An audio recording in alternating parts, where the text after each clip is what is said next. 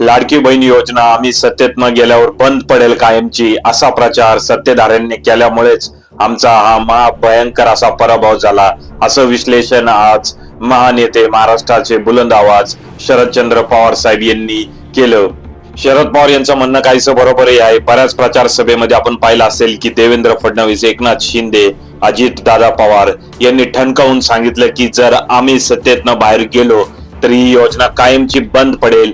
महाविकास आघाडी ही योजना बंद करणार आणि तुम्हाला जे 1500 रुपये भेटत आहेत दर महिन्याला तेही भेटणार नाही. या उलट जर तुम्ही आम्हाला सत्तेत आणलं तर आम्ही तुम्हाला 1500च्या ऐवजी 2100 रुपये ठणकावून देऊ.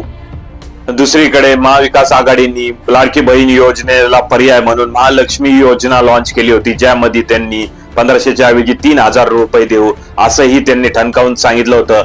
परंतु देऊ आणि ज्यांनी आधीच दिले आहे यामध्ये फरक असतो आणि महिलांनी त्यामुळे ज्यांनी पैसे आधीच आपल्या खात्यामध्ये जमा केले त्या महायुतीच्या सरकारला पसंती केली आणि महिलांनी घरातनं मतदानाला गेल्यावर काही विचार नाही केला, इकडला तिकडला कुठला शेतकरी वगैरे इतर प्रश्न बाजूला ठेवले. महिलांनी मतदानाला गेल्यावर त्यांनी डायरेक्ट कमळाचं बटन दाबलं, कुठं घड्याळाचं दाबलं तर कुठं धनुष्यबाणाचं दाबलं आणि निकाल लागल्यानंतर असा महाप्रलय निकाल लागला की सगळ्यांनाच आश्चर्याचा धक्का बसला की ही सुनामी आली कुठून, तर ही सुनामी आली आहे लाडक्या बहिणींना दिलेले लाडक्या भावांनी जे 7500 रुपये 5 महिन्यात दिले होते तिकडून ही सुनामी आली आहे.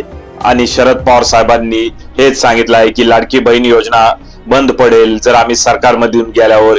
हे जे महायुतीच्या नेत्यांनी ठणकावून सांगितलं त्याचाच परिणाम आम्हाला आज भोगायला लागला. आमच्या बाजूनी वातावरण होतं, सगळं होतं, परंतु या एक मुद्द्यांनी आमचा एकदम पाणीपत करून टाकलं. शरद पवार साहेबांचं हे म्हणणं तुम्हाला बरोबर वाटतंय का चुकीचं वाटतंय?